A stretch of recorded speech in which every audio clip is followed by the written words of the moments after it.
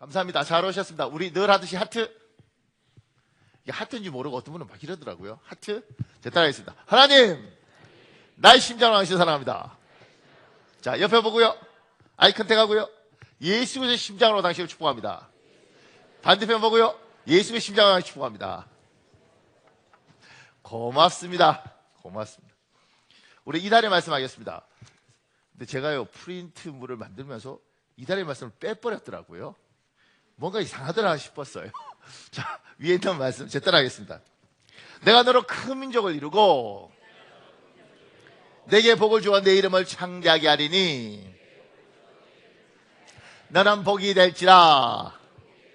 너를 축복하는 자에게는 내가 복을 내리고 너를 저주하는 자에게는 내가 저주하리니 땅의 모든 족속이 너로 말미암아 복을 얻을 것이라 하신지라. 창세기 12장 2절에서 3절 말씀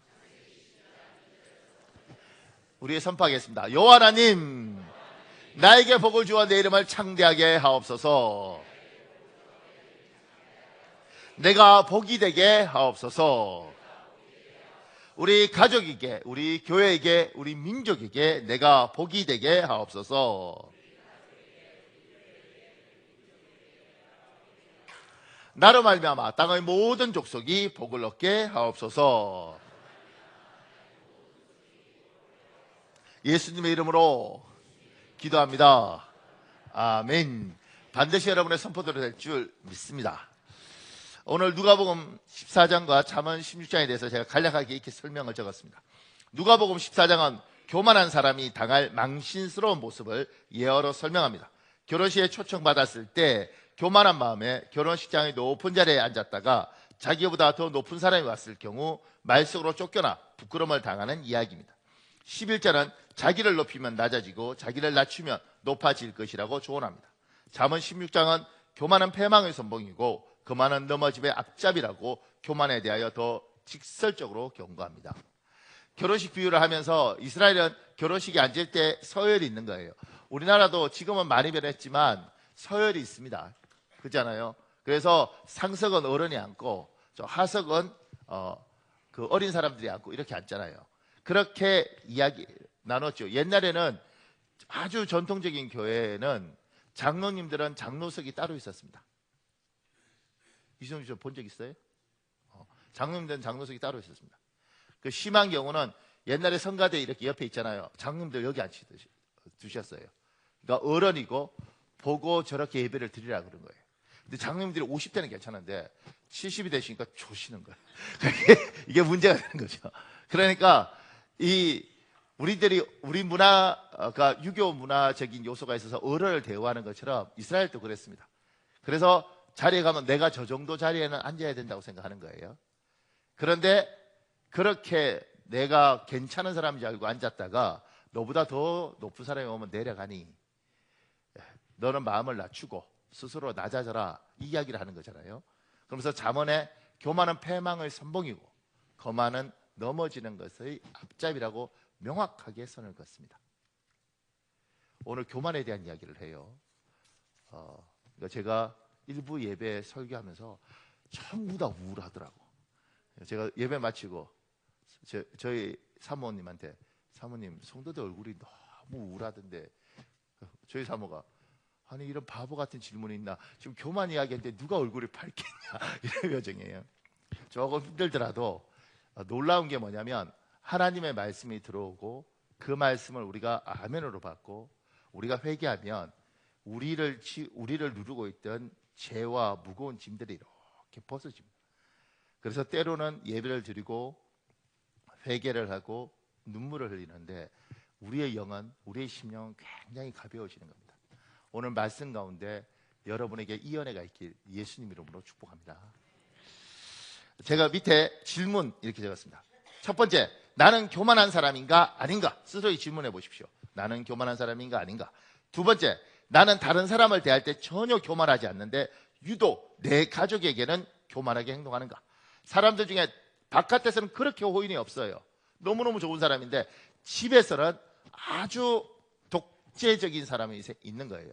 그래서 가족에게는 나는 교만하게 행동하는 사람이 아닌가? 세 번째, 내 마음에는 교만하여질 생각이 조금도 없는데 내 주위 사람들은 나의 말투와 눈빛과 행동을 교만하다고 종종 이야기하는가? 내 마음은 그렇지 않아요. 나는 절대 그런 생각이 없어. 그럴 의도도 없어. 근데 사람들은 나보고 자꾸 교만하대. 너의 눈빛에 내가 상처를 받고 너의 말투에 내가 상처를 받고 너의 행동에 오만함이 묻어난다는 거예요. 혹시 이런 이야기들을 들어본 적이 있습니까? 이 질문을 여러분에게 스스로 하면서 오늘 본문을 보는 겁니다. 큰 1번에 제가 이렇게 적었습니다. 교만에 대하여 몇 가지 언급할 사항이 있습니다. 작은 1번에요. 교만은 항상 문제를 일으킵니다. 많은 문제의 뿌리가 교만입니다. C.S. 루이스가 쓴 순전한 기독교라는 책에 이렇게 되어 있습니다. 제가 말한 이 악이란 바로 교만 또는 자만입니다. 이와 반대되는 덕목을 기독교 도덕에서는 겸손이라고 부르지요.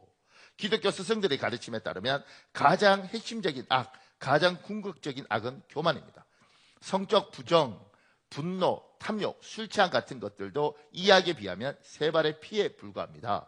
악마는 바로 이 교만 때문에 악마가 되었습니다. 교만은 온갖 다른 악으로 이어집니다. 이것은 하나님께 전적으로 맞서는 마음 상태입니다. 사단이 된 궁극적인 죄는 교만입니다. 그래서 기독교의 죄 중에 7가지 대죄가 있거든요. 7대죄라 그러는데 그 중에 살인도 들어갑니다. 그런데 그거보다 더 심한 가장 죄의 뿌리는 교만입니다. 그래서 교만은 엄청나게 조심해야 되고 신경을 써야 됩니다. 그리고 이 교만 때문에 모든 것들의 문제가 발생한다고 우리는 이야기를 합니다. 옛날 축구 중계 기억나세요? 황선홍 선수 슛 아이고 골대를 빗나가십니다. 뭐라 그래요? 해설자가 이렇게 말을 하는 거 기억 안 나세요? 황선홍 선수 왜 빗나갔습니까? 예, 다리에 힘이 많이 들어갔군요. 기억 안 나세요? 이종부 선수 스윙했습니다. 어이구 스트라이크 아웃. 왜 저렇게 맞추지 못했을까요? 어깨에 힘이 많이 들었습니다. 우리 김 집사 너무너무 괜찮은 집사인데 왜 저렇게 이상한 짓을 하죠? 예, 모가지에 힘이 많이 들었습니다. 기억 안 나세요? 박 집사, 집사 때는 저렇게 괜찮은데 권사가 됐는데 왜 저렇게 오만방자죠? 예, 어깨에 힘이 많이 들어갔습니다. 그 이야기를 하는 거예요. 제가 오디션 프로그램 보면서 놀랬던 건 소리를 막 내는데 그러더라고요. 힘을 빼셔야지 소리가 더 좋은 소리가 나는데 힘이 너무 많이 들어갔어요. 난 몰랐어요. 내가 찬양할 때 지금까지 50여 년을 힘을 주고 찬양한지. 어떻게 빼야 되는지 모르겠어. 안 빠져요. 힘이 들어가고 교만이 들어가면 그것이 문제를 발생시키는 겁니다. 나는 교만한가? 제가 그 밑에 이렇게 적었습니다. 하나님의 자리에서 하나님이, 나의 자리에는 내가 앉아야 합니다. 교만이란 하나님의 자리에 내가 앉아 있는 것입니다. 내가 내 삶과 내 인생의 주인이 되어 내 마음대로 행동하며 사는 것입니다. 우리 창세기 3장 4절 5절에 있는데 4절을 제가 읽을 테니까 5절을 여러분이 읽으십시오. 뱀이 여자에게 이르되 너희가 결코 죽지 아니하리라.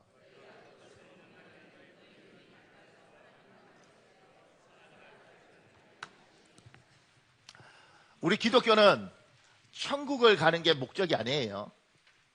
천국은 부수적인 겁니다. 우리의 신앙의 가장 기본적인 것은 우리는 우리 인생의 주인을 섬기는 거예요. 지금까지 내 인생의 주인이 돈이었던 명예였던 아니면 힘 있는 누구였던 간에 우리가 예수 그리스도를 믿는다고 이야기하고 신앙생활을 한다는 것은 우리가 주인을 바꾸는 겁니다. 누구로요? 예수 그리스도를, 삼위일체 하나님을 우리의 주인으로 섬기는 겁니다. 주인이 주인 된다는 건 뭐냐면 주인의 뜻대로 우리가 산다는 거예요. 종놈이 되는 것은 이분의 뜻대로 사는 거예요. 그래서 하나님은 이렇게 말씀하시는 겁니다. 우리가 하나님을 믿기 시작할 때부터 얘야, 네 생각도 있고 네 의견도 있고 내가 다 중요하다고 생각하는데 근데 너의 의견과 너의 생각대로 하지 말고 내 의견대로 해라, 내 생각대로 해라, 이렇게 이야기를 하세요. 내가 하나님이니까 내가 내 뜻대로 따라와라, 이렇게 이야기하는 거예요. 그게 하나님의 하나님 되심을 인정하는 겁니다. 그래서 불편한 거예요. 왜냐하면 나는 이러고 싶은데 하나님 이러래. 나는 저러고 싶은데 하나님 이러래. 나는 화내고 싶은데 하나님 참으래. 나는 소리 지르고 싶은데 하나님 소리 지르지 말래. 그래서 예수를 믿으면 불편해지는 겁니다. 그런데 사단은 뭐라 그러는지 아세요?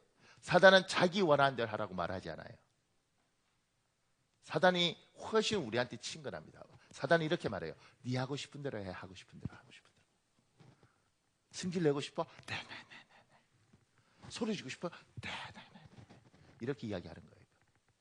사단은 네가 하고 싶은 대로 하라 그러고 네 하고 싶은 대로 하면 편하다 그래요. 그리고 그 마지막은 파멸이 있습니다. 하나님은 우리에게 하고 싶은 대로 하지 말라 그러는 거죠. 너희 뜻대로 하지 말고 내 뜻대로 해라 해야 지금은 불편하지만 반드시 그것이 복이 있다. 이렇게 이야기를 하는 겁니다. 여러분과 제가 예수님을 믿는다고 이야기할 때 하나님을 하나님 자리에 나는 인간은 인간의 자리에 저분의 주인의 자리에 우리는 종의 자리에 두는 거예요. 그래서 신앙이라는 건 굉장히 큰 결단을 하는 것이고 이건 인생에서 주인을 바꾼 겁니다. 그리고 우리는 우리의 주도권을 저분에게 드리고 스스로 종이 된 거예요. 종이란 말이 좀 좋게 보이잖아요. 왜냐하면 우리는 이렇게 말할 때 종놈? 하여튼간 어떤 사람은 저 부를 때 이렇게 때 하나님의 종님 이러더라고. 기분 좋았어요 처음에 종님. 근데 제 모교회 목사님이 저보고 누가 뭐 종님 이러니까 제 모교회 목사님 그러대. 종이 어떻게 님이 됩니까? 야 이 종놈들아 이러더라고. 그다음부터 놈인 거죠. 종은 놈이고 저분이 주인인 겁니다. 우리 조금 더 볼까요? 그 밑에 작은 이번에 이렇게 적었습니다. 교만은 잡초와 같습니다. 관리하지 않아도 늘 자랍니다. 늘 신경 써서 제거해 주지 않으면 어느 순간 무성해집니다. 참 상추고 벼고 보리고 관리 엄청 해야 됩니다. 그런데요, 잡초는 놀라운 게 놓아둬도 자랍니다. 잡초는 그냥 놓아둬도 풍성하게 자랍니다. 미국에는 잔디 이렇게 깔고 이러잖아요. 잔디도 잡초인가요? 근데 그런 것들 그냥 막 자라잖아요. 그런데 그거 안 깎으면 벌금 내야 되거든요. 근데 놀라운 건 뭐냐면 놔두면 쫙 자랍니다. 잡초는 여러분 마음속에 교만은 놓아두면 자랍니다. 신경 안 쓰면 어느 날 이만큼 올라와 있습니다. 인간은 태생적으로 교만의 DNA를 갖고 태어났습니다. 놓아두면 불쌍하게 여러분 교만합니다. 에이 목사님 저 사람 교만할 게 하나도 없습니다. 그런데도 교만합니다. 제가 지금까지 만난 모든 인간들은 교만합니다. 관리하지 않으면 그 교만이 정말 하늘을 뚫습니다. 제가 작은 산번에 라인홀드 니버, 이게 기독교 윤리학자거든요. 이분이 교만을 4가지로 분류했습니다. 권력적 교만, 정치에 힘이 있을 때 권력적 교만, 지적 교만, 많이 배운 사람들의 교만, 도덕적 교만, 내가 착하다는 거예요. 영적 교만입니다. 우리는 특히 영적 교만을 주의해야 합니다. 교만에 4가지가 있는데 그 중에 영적 교만이 가장 위험하다고 그래요. 이건 라인홀드 니버라는 사람이 한 말이에요. 교만 중에 가장 위험한 교만은 영적 교만이다. 어떤 거요? 내가 하나님 제일 사랑해. 이게 교만인 거예요. 왜냐하면 당신보다 하나님을 사랑하는 사람이 많을 수 있습니다. 교회에서 7시간 기도하는 성도가 다행히 우리 교회는 없지만 7시간 기도하는 순간 교만은 하늘을 찌릅니다. 저한테 오겠죠. 목사님 하루에 몇 시간 기도하셔요? 한 2시간 기도하나요? 목사님이 2시간 기도해서 되겠어요? 성도인 제가 7시간 기도하는데 교만이 눈에 확 보이지 않습니까? 교만은요, 영적 교만은 감당이 안 됩니다. 영적 교만은 그 목소리 겸손하게 하고 이렇게 얼굴 표정 그러면서 교만하면 미칩니다. 할렐루야 집사님 성경 읽구나. 성경 몇 번이나 읽었어? 몇 독 했어? 2독. 와, 난 100독 했는데 이렇게 말하면 참 미칩니다. 영적 교만은요, 굉장히 무섭습니다. 그리고 그 교만을 어떻게 통제해야 될지도 모르겠습니다. 감당해야 됩니다. 근데 의외로 하나님 너무 많이 사랑하는 사람들이요, 그리고 은혜 받은 사람들이 이 영적 교만에서 못 헤어나옵니다. 정말이에요.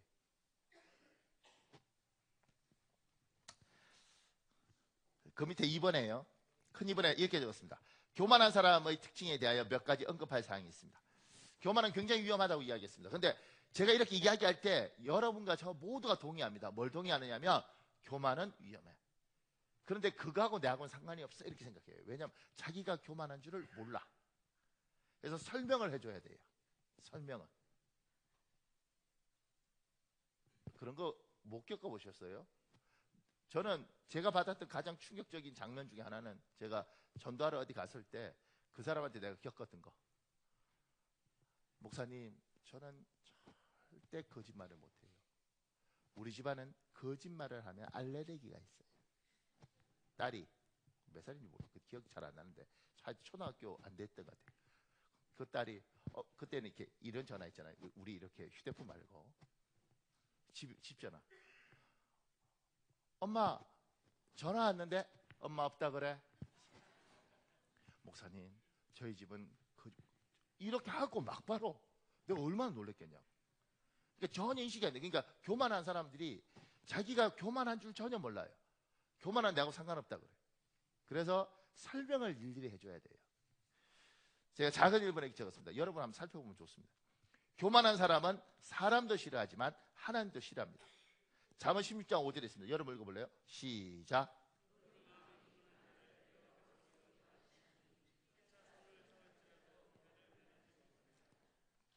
교만한 사람은 하나님이 미워하셔요. 그런데 제가 그 밑에요. 교만한 사람을 가장 싫어하는 사람은 똑같이 교만한 사람입니다. 그래서 교만한 사람이 모인 곳은 반드시 모임이 분열합니다. 교만한 사람은 교만하기 때문에 다른 사람의 교만을 결코 봐주지를 못합니다. 그리고 교만한 사람들이 많이 모여 있는 곳은 반드시 파당을 짓게 되고 분열하게 되어 있습니다. 우리 우리 교인들이 교만하지 않다는 증거는, 우리가 교만기는 있어도 교만하지 않다는 건 우리는 이게 잘 안 되는 부분에서 감사한 것 같아요. 교만하면 절대 일 같이 못합니다. 반드시 분열이 있습니다. 왜냐하면 내 주장을 세워야 되고 내 주장이 통과돼야 돼요. 그리고 내가 하는 말이 절대적으로 옳아. 그래서 딴 사람이 그걸 하면 안 되는 거예요. 그래서 시끄러운 겁니다. 근데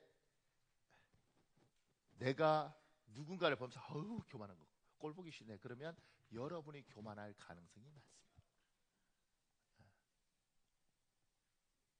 잘 보시면 됩니다. 여러분이 교만할 가능성이 많습니다. 작은 2번에요. 교만한 사람은 귀가 막혀 있습니다. 그래서 다른 사람의 조언을 듣지 않습니다. 고집불통입니다. 이 사람 망합니다. 100%.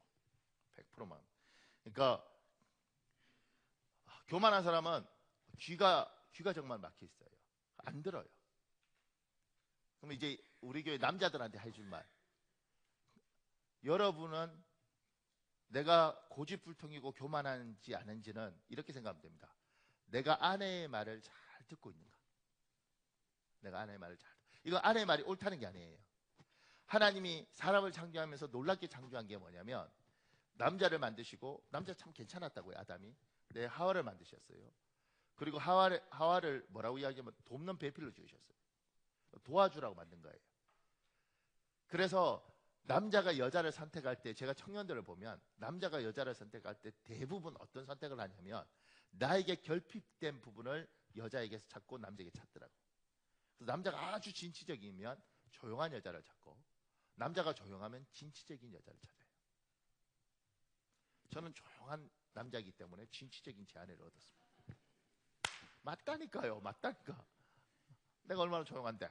근데 그래서 진취적인 사람을 얻으니까 이게 맞는 거예요. 그래서 제가 뭐를 할 때 여기서 보완을 해주는 거죠.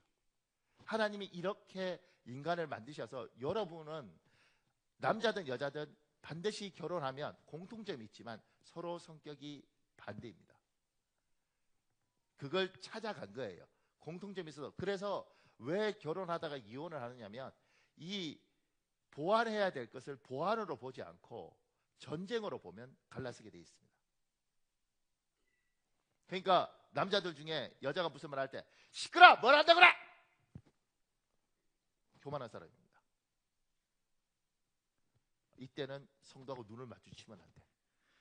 남자하고 자꾸 좌우를 이렇게 사시처럼 이렇게 봐야지.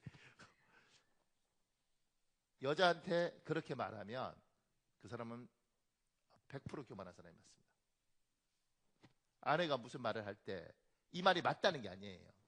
하나님이 나에게 이만큼을 보여주셨는데 여기가 이걸 다 보고 하는 게 아니라 이만큼 보여줬을 때 내가 못 보는, 내하고 다른 종류의 사람이기 때문에 내가 못 보는 이런 부분을 보고 있는 거예요. 그러면 그 이야기를 내가 듣는 거죠. 잘 듣고 여보, 내가 듣고 고민해 봤는데 결정은 내가 할게. 결정은 내가 할게. 내가 가장이니까. 근데 당신의 말을 내가 충분히 생각할게. 요렇게 되어야지 이 집안이 되는 집안이라고. 근데 무슨 말할 때 확 일어나는 순간. 그런 이야기 들어보셨어요? 중소기업 사장인데 집에서 아침에 출근할 때 부부끼리 부부싸움을 했는데 졌어. 당했어. 여자들이 세잖아요. 그래서 그 회사에 출근했는데 분이 안 풀리네. 늘 지고 살았지만 오늘 또 진 게 억울하고 여자한테 욕 얻어먹은 도 억울하고 나는 왜 맨날 마누라한테 이렇게 끌려다녀야 되나. 나도 중소기업 사장인데. 그래서 그날 아침에 조회 시간에 직원들을 다 모았대요. 그러면서 이렇게 말했대요. 여자 말 듣지 않고 마누라한테 이렇게 휘둘리지 않고 자기가 스스로 결정하고 생각하고 판단하고 그 사람은 여기 있고 아내가 시키면 시키는 대로 하는 사람은 여기 있어 보라고. 우리 회사가 어떤 회사인지 한번 보고 싶다고. 근데 다 이쪽으로 가더래. 딱 한 사람만 여기 있더래. 그리고 자기가 보니까 에휴, 똑같이 나같이 못난 놈 부럽더래요. 어떻게 아내한테 자기 이야기를 다 하고 그 다음에 우리하고 또 다른가. 그래서 불러서 물었대요. 자네는 어떻게, 우리는 다 여자한테 이렇게 시키는 대로 끌려 살면서 참 남자로서 비참한데 너는 어떻게 네 이야기를 다 하고 네가 하고 싶은 대로 하고 사느냐고. 그 비결이 뭐냐고. 왜 여기 있냐고. 그 직원이 그러더래. 오늘 아침에 우리 마누라가 사람 많은 데는 가지 말라고. 사람 많은 데 가지 말라고. 그래서 자기는 사람들 이렇게 가서 여기 있었다. 이렇게.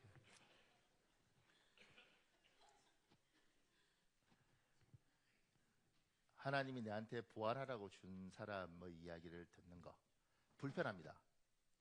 왜냐하면 내하고 다르기 때문에. 근데 들어야 돼요. 100% 맞다는 게 아니라 생각해 볼 부분이 있습니다. 그래서 전 늘 제 아내에게 의견을 묻죠. 어떻게 생각해? 이렇게. 그리고 이야기 다 했는데 제가 사모님 그건 아닌 것 같아. 이러면 이 여자가 좀 조용히 있어주면 얼마나 좋아. 그죠?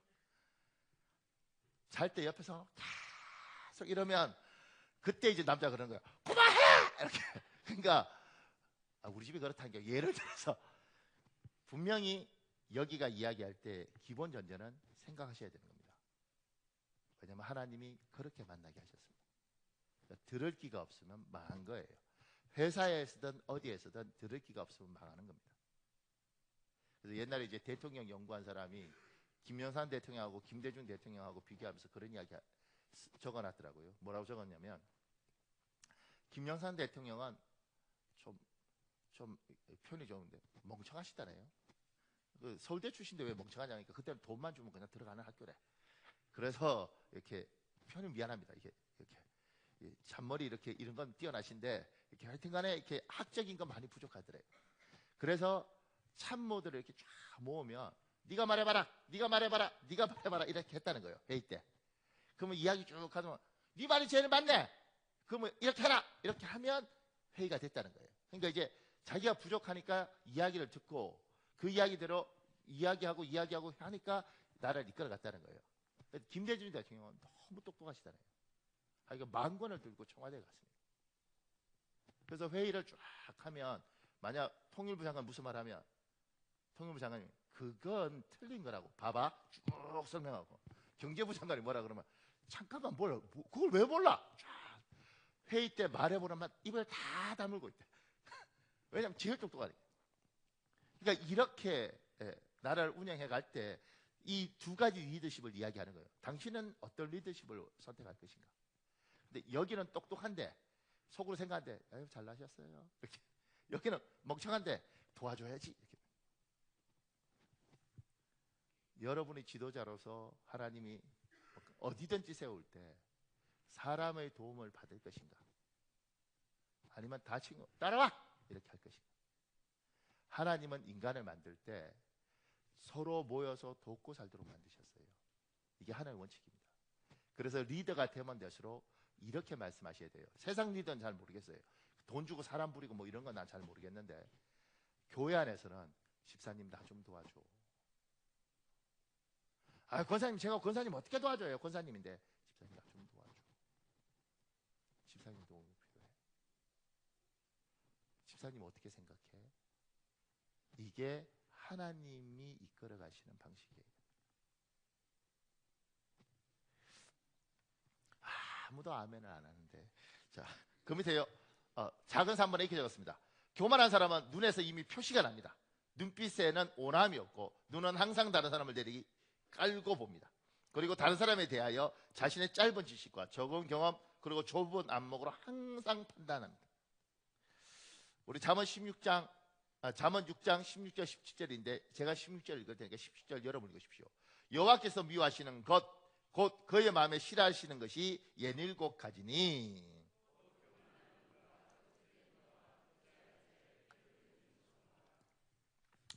눈이 교만하답니다.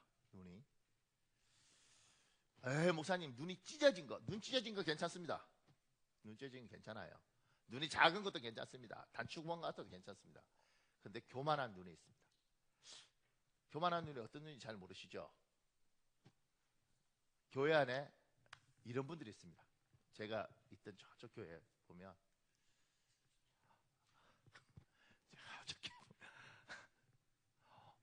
우리 교회 새로 오셨어요? 처음 보는 새로 오셨어요? 어느 교회에서 오셨어요? 둘이 부부예요? 이런 눈빛, 그냥 그런 눈빛들이 있습니다. 기본적으로 내리까는. 근데 여기 신원아라는 사람이 쓴 죽음에 이르는 7가지에 그러니까 7가지 기독교의 대역죄가 있거든요. 그 중에 이제 교만에 대한 이야기 중에 단테의 신곡에 나오는 것을 이렇게 잘 정리했더라고요. 중세의 문호 단테의 신곡에는 교만했던 자들이 연옥에서 등에 무거운 바위를 쥐고 느릿느릿 걷는 모습이 등장한다. 그들은 무거운 바위에 눌려 발걸음을 제대로 옮길 수 없을 정도로 혹독한 고통을 받고 있었다. 세상에서는 마음이 높아져 눈을 아래로 깔고 다른 사람을 내려다보며 지내던 자들이 그곳에서는 가슴이 낮아져 아래만 바라보며 지내야 하는 형벌을 받게 된 것이다. 교만의 본질은 마음과 눈을 높이고 자신을 우뚝 세우는 것이다. 그러니까 이 연옥에서 고통을 눈 이렇게 내려 깔던 사람들이 이 내려 깔던 이것에 대한 벌이 뭐냐면 등에 바위를 쥐고 이렇게 해서 땅만 보고 산다는 거예요. 이렇게. 연옥이 있는지 없는지 지옥이 이런지는 잘 모르겠지만 비유를 그렇게 하는 거예요. 사람 내려 깔면 너 바닥만 보고 덩어리에 바위 쥐고 산다.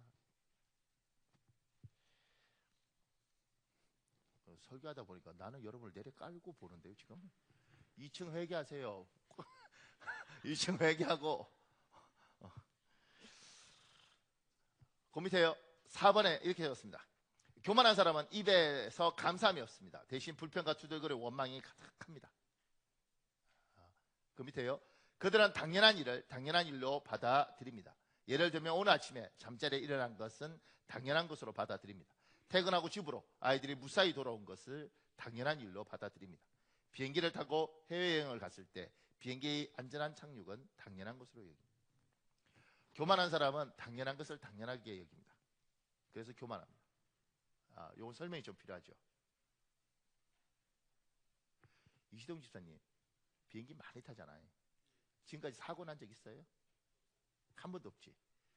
그러니까 비행기 타고 갈 때 언제든지 그 나라에 여기는 무역을 해요. 그러니까 당연히 갔다 온다고 생각하잖아. 아니요? 내가 설교할 때 가만히 있으라 그랬지. 가만히 않고 하여튼간에 교만한 건 말대꾸를 한다 뭐 이런 거 내가 안 적어서 보세요. 우리가 생각할 때 너무 당연한 거. 그러니까 아이가 고등학교 우리 딸이 엄마 학교 갔다 올게요. 아빠 학교 갔다 와요. 갔다 와. 그리고 갔다 왔을 때 당연한 거. 당연하다고 생각하잖아요. 그렇게 손 흔들고 보냈다가 성수대교 무너지면서 무학여고 애들이 죽었어요. 갔다가 오는 게 당연한 게 아니다는 거죠. 여기 용인 신봉동에 캔만 벽돌 아이들이 여기에서 뭐 종이 이런 거 이렇게 아파트 위에서 던져보고 초등학교 10살짜리들이 이렇게 떨어지네. 벽돌 던져볼까? 벽돌 던졌는데 그 벽돌에 밑에 그 길고양이들 뭐 집 같은 거 지어주겠다고 하는 그 사람들이 그 벽돌에 맞고 떨어져서 튕겨서 또 맞아서 2명이 죽었어요. 생각해 보세요. 아파트 위에서 벽돌이 떨어져서 죽는다고 누가 생각하겠어요? 여러분과 제가 오늘 집에 아파트에 들어갈 때 당연히 들어가는 거지. 그런데 그 당연한 것이 당연한 거라고 생각하는데 누구는 당연하지 않더라는 거예요. 지금도 운전해서 오늘도 수없이 많은 사람이 죽어갈 겁니다. 교통사고로. 운전해서 빨리 갔다 와야지 뭐 대구 아니면 저기 목포 빨리 갔다 와야지. 빨리 갔다 왔어요. 당연한 줄 알아. 피곤해. 키 놓고 침대에 누워서 피곤해 죽겠네. 이렇게 하는 것들이 당연한 줄 알아요. 근데 누군가는 갔다가 안 왔다는 거예요. 교만하면 감사가 없는 게 당연한 걸 당연한 걸로 봐요. 당연하지 않습니다, 여러분. 당연하지 않습니다. 지금 오늘 예배 와서 여기 이 앉아 있는 것들 굉장히 감사한 일입니다. 아무나 이렇게 앉아 있는 게 아니에요. 그래서 데살로니가 5장 18절 있습니다. 여러분 읽어볼래요? 시작.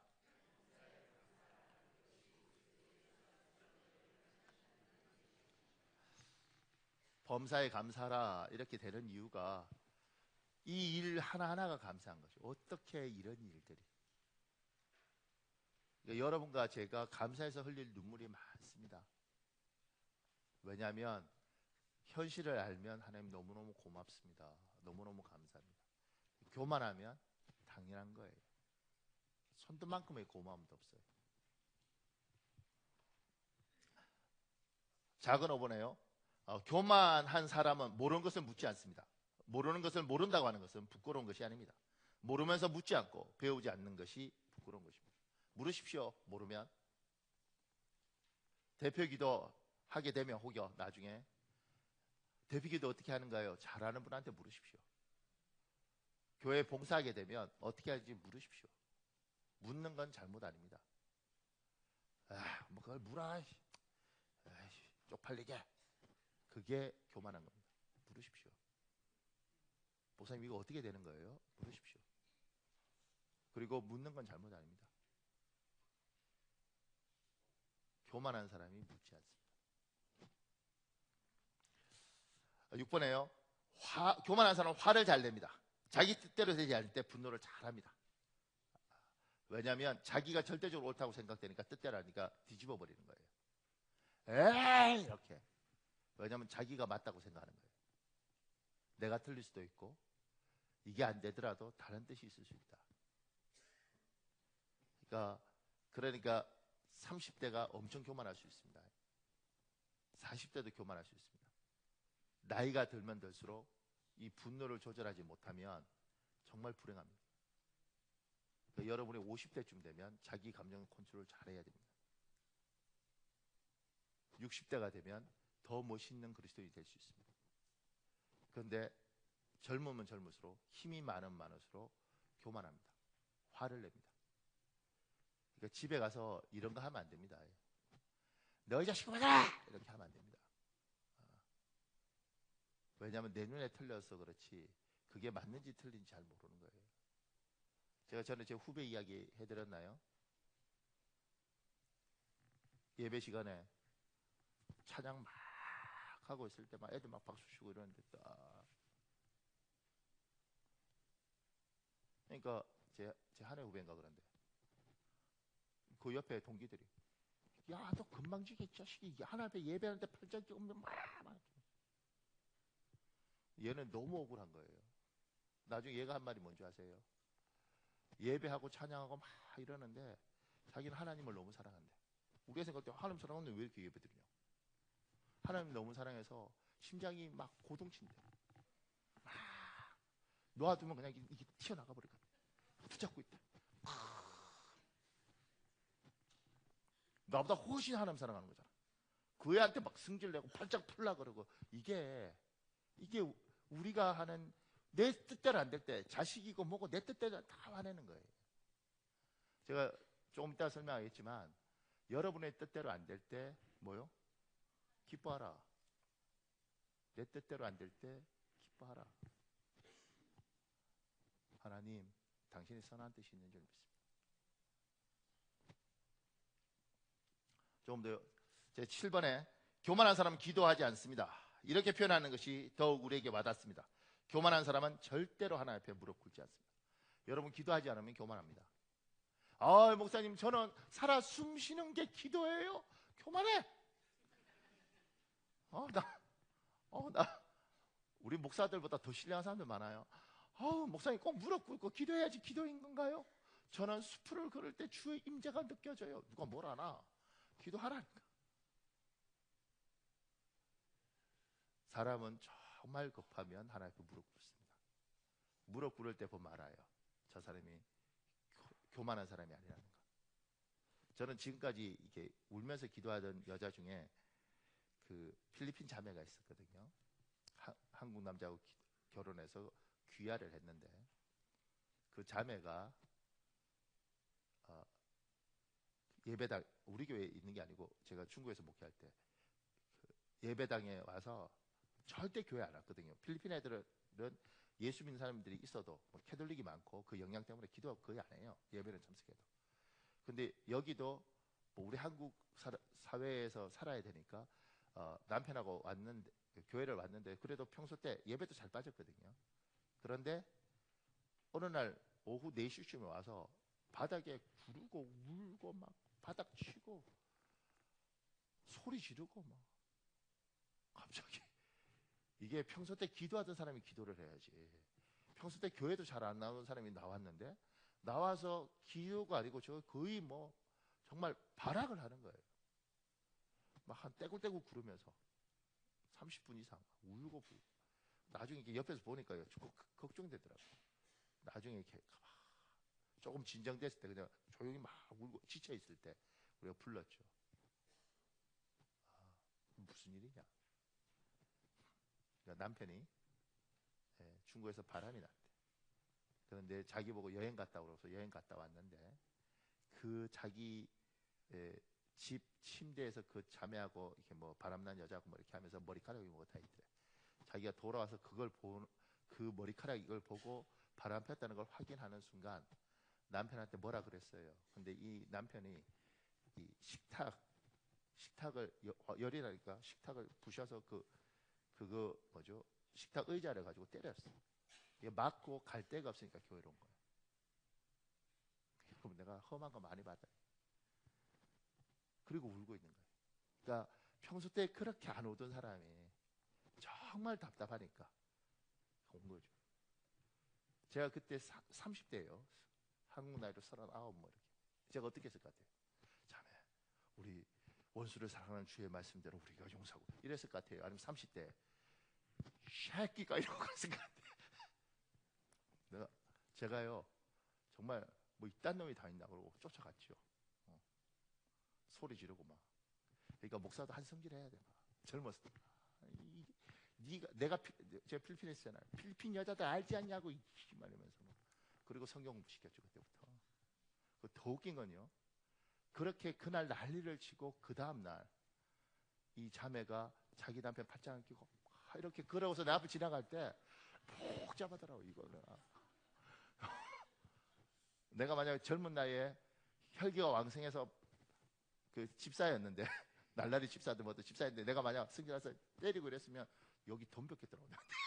그 부부 사이 참 복잡해요. 그러니까 하나님 앞에 무릎 꿇지 않는 것. 그러니까 환난을 당하기 전에, 고통을 당하기 전에 늘 여러분처럼 이렇게 예배에 와서 무릎 꿇고 기도하는 건 겸손한 거예요. 근데 기어이 고통이 오고 고난이 와서 무릎 꿇은 건 교만한 겁니다. 제 8번에요. 교만한 사람은 하나님의 심판을 두려워하지 않습니다. 예수 그리스도를 알지 못했던 우리 조상들도 하나님의 심판에 대한 두려움이 있습니다. 마른 하늘에 날벼락 맞을로. 문제는 날벼락 맞고도 살두구만.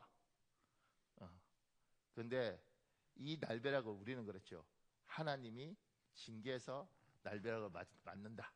우리 옛날 조상들은 그렇게 생각했잖아요. 근데 지금도 하나님 징계합니다. 하나님이 우리 죽이지 않고 살려두시면서 지금도 하나님 우리 징계합니다. 저는 목사잖아요. 그러니까 목사들에게 하나님께서 그래도 자기 종 만들기 위해서 칠 때가 있습니다. 이게 이제 표현을 친다 그러는. 하나님 앞에 저는 이게 두려워요. 하나님 앞에 어느 날 하나님 참다가 너는 좀 맞아야겠다. 그리고 와장창 올 때 제가 옛날 훈련받았던 어떤 교회는 하나님이 목사님한테 끊임없이 경고했는데 목사님 말을 안 들었어요. 옛날에 우리 친구들 제가 이렇게 훈련받았지 그 교회를 다니질 않았었거든요. 근데 이제 잘 알죠. 근데 정말 하나님 앞에 나쁜데 그럼 하나님 그냥 데려가면 될 텐데 하나님은 그래도 살려주더라고요. 근데 그 교회에 큰 상들리에가 있었어요. 위에 예배 시간에 그게 내려와서 목사를 찍었어요. 안 죽었어요. 하나님의 경고. 너는 내가 이렇게 전체가 보는 앞에서 죽일 수 있다. 돌이키라. 그러니까 교만하면 하나님이 그렇게 마라의 날벼락처럼 한다니까요. 근데 복이 있으면 그때 무릎 꿇고 싹싹 빌면서 다윗 왕처럼 돌아오는 겁니다. 교만하면요, 그게 안 보여. 그게 안 보여. 그럼 우리가 하는 거죠. 저 사람은 희망이 없구나.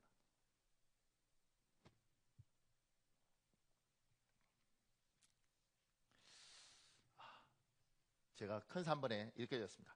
하나님은 자기 백성의 교만을 막기 위하여 몇 가지 방법을 사용하십니다. 몇 가지 방법. 그냥 아주 간단하게 적었습니다. 이 부분에. 큰 1번에요. 사람이 사람 앞에 서면 교만해질 수 있습니다. 그러나 사람이 완전하신 하나님 앞에 서면 결코 교만할 수 없습니다. 역대상 23장 30절에 보면 레위 사람들이 날마다 아침 저녁을 하나님 앞에 쓰는 거예요. 여러분과 제가 교만하지 않으려면 날마다 하나님 앞에 써야 됩니다. 이 칼빈이 쓴 기독교 강요에 이런 내용이 나옵니다. 우리의 생각을 높이 올려서 하나님께로 향하기 시작하여 그가 어떤 분이신가를 생각하고 또한 그의 의와 지혜와 권능이 얼마나 절대적으로 완전한가를 생각하고 또한 그것이야말로 우리가 따라야 할 표준인 것을 생각하면 그 이전에 정의인 것처럼 뽐내어 우리를 즐겁게 하던 것들이 그야말로 추악하고 더러운 것이 되고 말 것이며 지혜란 이름으로 인간에게 감동을 주던 것들이 지극히 어리석은 냄새를 풍기게 될 것이고 또한 덕스러운 열심의 모습을 보이던 것들이 지극히 비참한 무능함으로 드러나고 말 것이다. 다시 말해서 완전 그 자체인 것처럼 보이던 것들이 하나님의 순결하심에 비추어 보면 그것과는 너무나도 거리가 먼 것임을 드러나는 것이다. 사람은 왜 교만하냐면 사람과 사람이 비교하니까 교만한 거예요. 내가 그래도 너보다 돈은 많잖아. 내가 그래도 너보다 말은 잘하잖아. 그래도 내가 너보다 나이도 많잖아. 그래서 인간이 교만해지는 거죠. 근데 칼빈은 이렇게 말하는 거예요. 하나님 앞에 쓰라. 하나님이 이스라엘 백성에게 요구하는 거예요. 날마다 아침 저녁으로 하나님 앞에 쓰라. 지금 여러분이 이 주일 좋은 시간 9분에서 11시 예배 와 있잖아요. 그리고 이렇게 왔을 때 어떤 분은 이래요. 목사님 이렇게 힘들게 왔는데 복된 말씀을 주셔야지. 교만이 뭡니까? 교만이 이렇게. 예. 그런데 하나님의 이 말씀, 그 교만 앞에 내가 서보는 겁니다. 그리고 내가 정말 교만한가? 내가 겸손해야 되지 않는가? 그게 축복이고, 그렇게 하나님 앞에 쓰는 거예요. 사람 앞에 서갖고는 나도 너보다 잘났어, 나도 너 정도는 돼, 이렇게 이야기를 해요. 근데 하나님 앞에 서면, 전능하신 하나님 앞에 서면 내가 누군지 압니다. 그래서 그 밑에 박찬익이라는 사람이 쓴 동방정교회 이야기에 예수 기도가 있어요. 이거는 뭐냐면 옛날 수도사들이, 동방정교회 수도사들이 날마다 틈날 때마다 하는 거예요. 하루에 1000번도 더 하는 거죠. 주 예수 그리스도 하나님의 아들이시여 죄인인 저를 불쌍히 여기소서. 너무너무 간단한 기도인데 이 기도를 하는 거예요. 날마다 하나님 앞에 서는 거예요. 하나님, 내가 바로 살고 있습니까? 내가 온전히 살고 있습니까? 내가 이렇게 말하는 것이 맞습니까? 내가 이렇게 행동하는 것이 맞습니까? 내가 이래도 되는 것입니까? 그러니까 예수 믿는 사람들이 괴롭죠. 하나님 앞에 쓰면서 늘 갈등하죠. 이것이 하나님 앞에 바로 쓰는 것인가?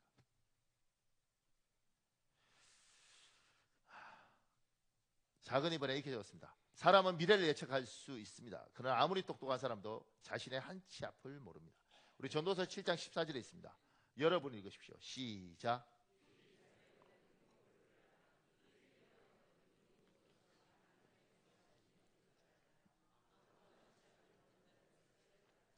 여러분과 저에게, 우리는 머리가 좋잖아요. 미래를 예측합니다. 미래학자들도 있습니다. 그런데 하나님은 한 치 앞을 못 보게 하셨습니다. 내 앞날은 모르게 하셨습니다. 그것이 하나님이 우리에게 교만을 막아주는 방법이셨습니다. 내 앞을 몰라요. 그래서 내일이 불안합니다. 내일이 불안한 사람들이 하나님 앞에 무릎을 꿇는 거예요. 여러분과 제가 이 수원을 바라보는 시각이 많이 다를 수 있습니다.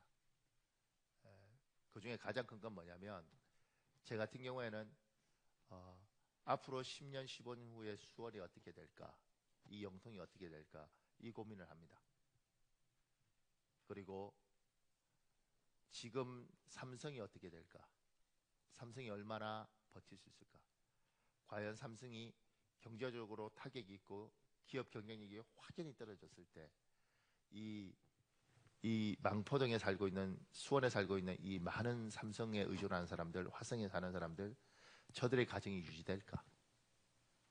연봉 1억씩 받아서 아내에게 주고 그거 갖고 애들 학원 보내면서, 그리고 낮에 맛있는 거 먹고 그것도 모자라서 직장생활 조금씩 아르바이트 하던 이 분들이 만약 남편이 삼성을 나왔을 때 저 가정들이 유지될까? 장담하세요? 혹시 내 아내가 날 버리지 않을 것이다, 우리 가정이 이 돈을 벌지 못했을 때 유지될 수 있을 것이다, 확신하세요? 나는 목회를 해야 되니까 성도들에 대해서 그 생각을 해요. 과연 저 집안에 돈이 없다면 저 집이 유지될까? 우리나라의 미래가 이렇게 되지 않을까, 이렇게 추측할 수 있지만 여러분의 앞날은 모르는 겁니다. 그 불안함이 여러분을 겸손하게 만드는 거죠. 하나님, 내일 일이 어떻게 될지 모릅니다. 살려주십시오. 살려주십시오. 오늘 하루 살고 내일 하루를 살고, 하나님 살려주십시오. 그게 여러분을 교만하지 않도록 만드는 하나님의 주권 중에 하나입니다. 마지막 하나는요, 세 번째는요, 교만을 막기 위하여 하나님은 각자의 십자가를 주셨습니다. 십자가는 피하는 것이 아니라 지고 가는 것입니다. 우리 고린도후서 12장 7절에 있습니다.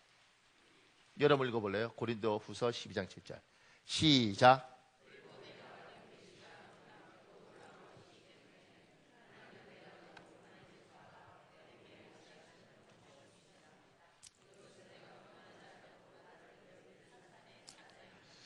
하나님은 사도 바울에게 너무 교만해질까봐, 너무 잘났잖아요. 그에게 병을 주셨습니다. 그것이 너를 살린다. 여러분들 중에 굉장히 뛰어나고 잘난 사람에게 하나님, 나에게 왜 이런 고통을 주십니까? 그때 주께서 이렇게 말씀하시죠. 십자가다. 그것이 너를 교만하지 않게 하고 그것이 너를 살린다. 이덕주라는 분이 쓴 글 중에 신석구 목사에 대한 이야기가 있어요. 이분은 기미 독립선언서에 서명한 33인 중에 한 사람이에요. 마침내 신석구 목사가 물질 문제에서 완전히 해방된 것은 그의 나이 63세 되던 해 천안에서 목회하던 중 교회에서 개척한 부흥회 때였다. 다른 교회 목사가 와서 부흥회를 인도하고 있었는데 그는 여전히 가족과 교회와 지방의 경제적인 문제로 고민하고 있었다. 목회에 투신한 지 30년이 지났지만 물질적으로 여유 있는 목회는 한 번도 하지 못했고 한갑이 넘은 지금 상황에서도 여전히 빈곤 상태를 벗어나지 못하고 있는 자신의 처지가 부끄럽기도 하였다. 무엇보다도 은퇴해서 살 집조차 마련하지 못한 것이 불안했던 그런 상황에서 어느 날 새벽 기도를 하는 중 하늘의 음성이 들렸다. 내가 내게 좋은 집을 주지 아니하였고 내가 지던 십자가를 주었다. 그것은 그가 지금까지 들어봤던 어느 하늘의 음성보다 더 큰 은혜로 임했다. 이 음성을 들을 때 너무 감격하여 많이 울었다. 내가 어찌 감히 주님이 지시던 십자가를 질 수 있을까? 이는 나의 영광 중에 가장 큰 영광이다. 다른 사람은 십자가를 괴로운 것으로 알지 모르나 나에게는 영광의 십자가이다. 그 후에도 간혹 악마의 유혹이 들어왔으나 십자가로 물리쳤다. 이 사람이 목회 열심히 하시고 민족의 33인 대표니까 대단하지 않겠어요? 근데 경제적으로는 늘 궁핍했던 거예요. 주께서 십자가. 여러분들 중에 너무 잘난 사람들이 있습니다. 그런데 놓아두면 세상으로 가고 놓아두면 교만할 수 있습니다. 하나님 십자가를 주신 거죠. 제가 볼 때 가장 가슴 아픈 건 하나님이 자식을 십자가로 주신 게 가장 가슴이 아파요. 내 자식이 내가 교만해질 수 없도록 그 자식을 볼 때마다 내가 무릎을 꿇을 수밖에 없도록 그 자식을 십자가로 준 경우가 가장 가슴이 아파요. 어떤 여자분들에게는 남편을, 어떤 남자에게는 아내를 십자가로 준 경우도 있더라고요. 그리고 너무 잘난 사람에게는 몸에 병을 주신 경우도 있습니다. 제가 참 귀한 사람이다. 이렇게 잘난 사람이 어떻게 이렇게 귀할까? 같이 이야기하다 보면 집에 자폐가 있는 경우도 있어요. 저희 교수 중에 한 분 그런데. 그래서 제가 나중에 알게 되더라고요. 이 사람은 굉장히 교만하고 잘난 사람인데 자식 때문에 결국 집에 돌아와서 애 보는 순간 무너져 버리는 거예요. 교만할 수가 없는 거지. 하나님이 여러분과 저에게 십자가를 주셨습니다. 제가 이 설교를 하면서 하나님께 여쭤보게 되더라고요. 하나님, 그럼 나는 십자가가 뭐죠? 저는 너무 많은 걸 받았거든요. 근데 하나님이 저한테는 그런 것 같아요. 너의 십자가는 성도다.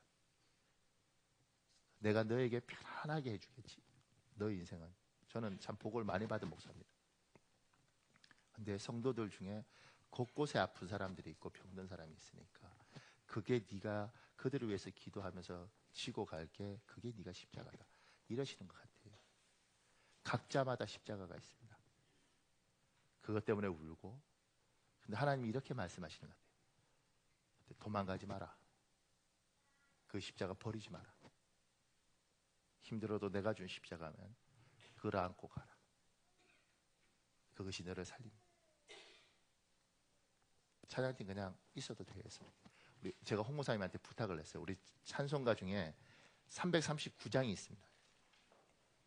하나님, 여러분이 많은 걸 주셨으면 반드시 십자가도 같이 주셨습니다. 많은 걸 주신 사람에게 더 큰 십자가가 있습니다. 왜냐하면 우리는 속성상 교만하고 우리의 교만은 놓아두면 잡초처럼 어느 순간인가 무성하기 주님이 얘야 살아야 되지 않겠냐? 내 백성으로 살아야 되지 않겠냐?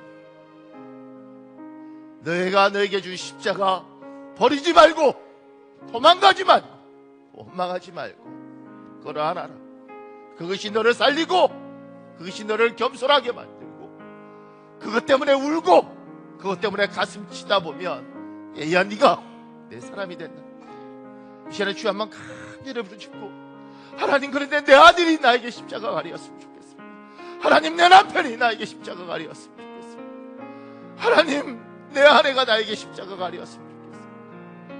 하나님, 교회가 나에게 십자가가 아니었으면 좋겠습니다. 하나님, 하나님이 행복하라고 주신 것들이 십자가가 아니었으면 좋겠습니다.